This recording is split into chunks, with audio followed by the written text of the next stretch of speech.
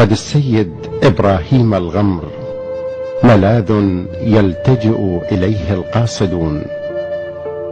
بسم الله الرحمن الرحيم.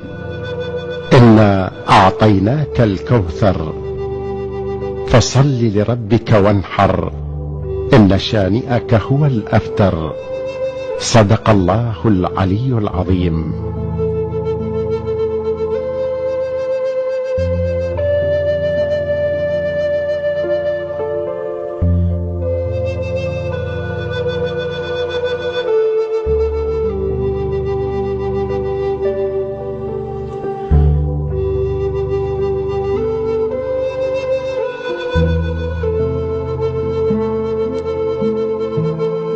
شاء الله أن يهب لصفة أنبيائه المصطفى محمد صلى الله عليه وآله ذرية مباركة وعترة طاهرة عبر عنها بالكوثر.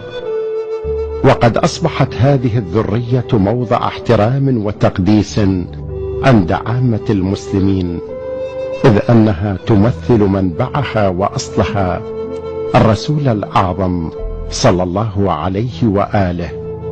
الأمر الذي حدا ببعض الناس ممن سلبه الحسد صوابه أن يقف موقف الند والعدو اللدود لهذه الشجرة الميمونة، حقدا على ما أتاهم الله تعالى من طيب أصل وعفة رحم وطهارة صلب.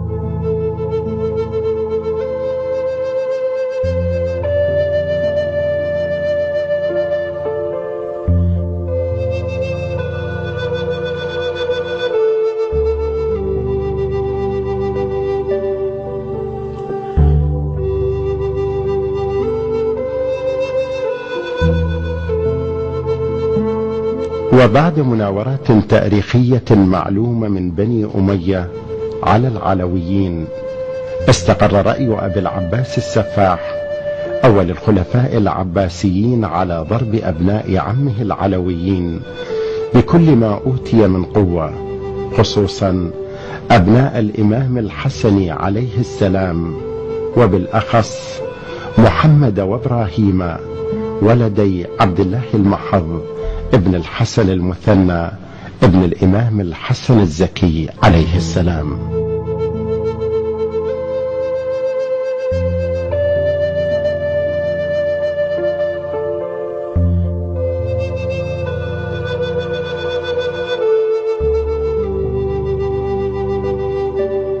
وفي إبان هذا التاريخ الحافل بالمآسي برز الهاشمي العلوي سمي الخليل عليه السلام السيد إبراهيم الغمر ابن الحسن المثنى ابن الحسن السبط عليه السلام، فالأب الحسن المجتبى عليه السلام المعروف بالإمامة والكرامة.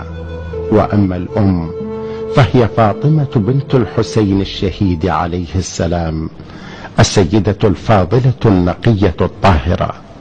من هذه الفروع الزكية للشجرة الطيبة إبراهيم الغمر، الذي كان فيما يقول الرواة يشبه جده رسول الله صلى الله عليه وآله، يشبهه في هديه وسلوكه وإرادته وصفاته.